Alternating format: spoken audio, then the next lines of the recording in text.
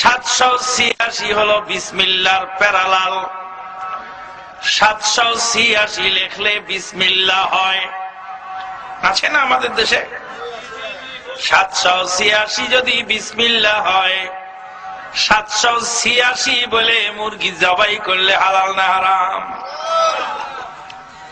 786 বলে খানা খেলে খানাটা সুন্নতি তরিকায় হলো না হলো না? 786 বলে বিবির সাথে মেলামেশা করলে বৈধ তরিকায় হলো কি হলো না?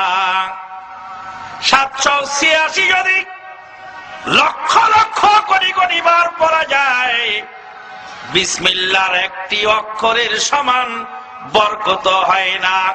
ইহুদি নাসারারা মুসলমানদেরকে বিসমিল্লাহর বরকত থেকে বঞ্চিত করার জন্য 786 দিয়েছে।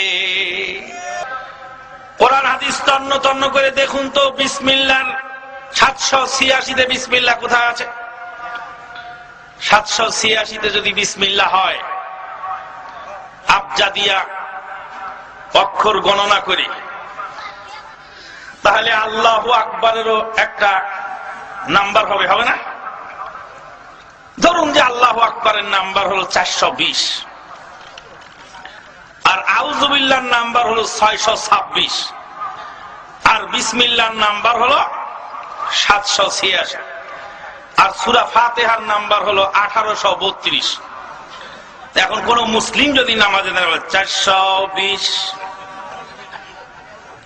636, 786, 1832, 1213, 320, 320 নামাজ হবে?